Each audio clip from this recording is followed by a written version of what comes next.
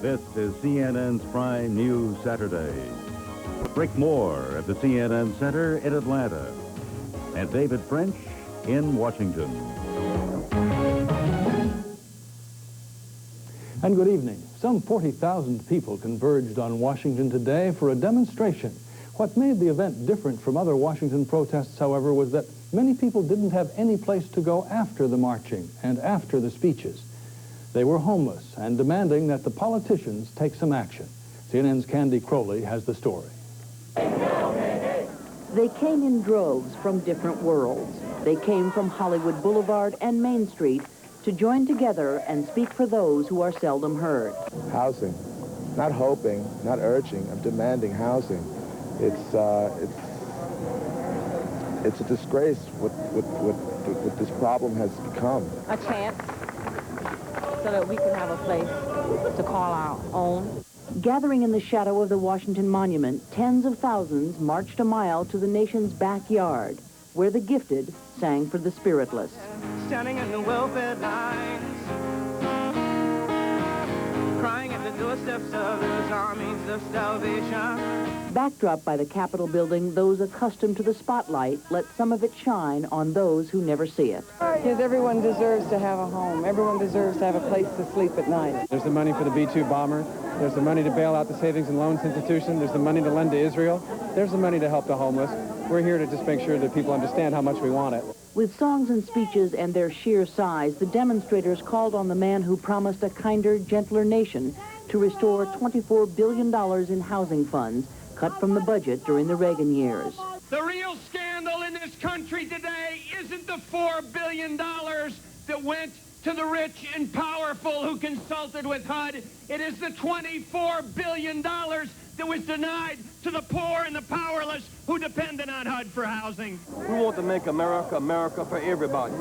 This is our country. Make room for all of the people. Spring-like temperature on a fall day made for a carnival-like atmosphere, but an occasional chilly breeze forewarned that winter is on the way, and 3 million Americans have no place to call home. Most of those who came to demonstrate had a home to return to after the clamor died down, and none of the activities on the mall raised a dime for the homeless. But the hope of many who came is that by showing up, they caught the attention of those who have it in their power to make a difference before the winter comes. Candy Crowley, CNN, Washington. Well, as winter approaches, the plight of the homeless becomes more acute. New York has one of the biggest homeless populations of any city. But CNN's Christiane Amanpour reports that when the city's homeless turn to their usual shelters this winter, they may be turned away. When it gets cold in New York City, many of the homeless, about 15,000 of them, move inside to subway and train stations. But they have never been favored guests, and now the city's transportation authorities are making it clear they have overstayed their welcome. At Penn Station, this area where the homeless used to gather has been barricaded off. At Grand Central Station, those with no place to live used to seek shelter in this waiting room.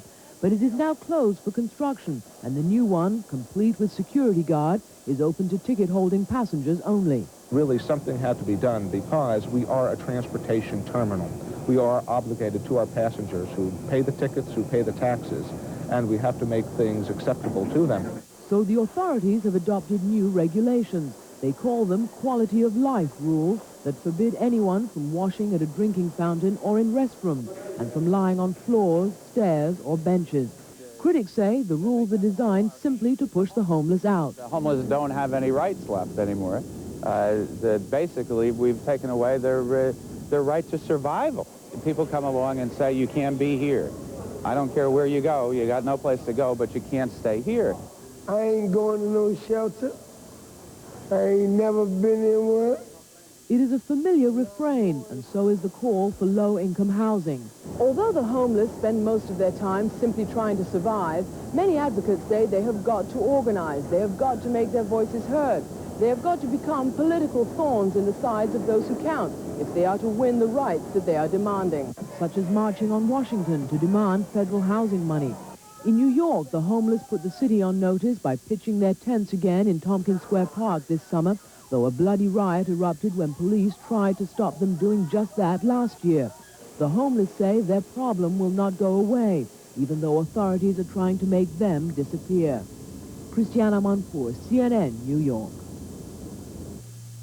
Senator Lloyd Bentsen today said that rising housing costs and high interest rates have put home ownership in decline this decade for the first time since World War II.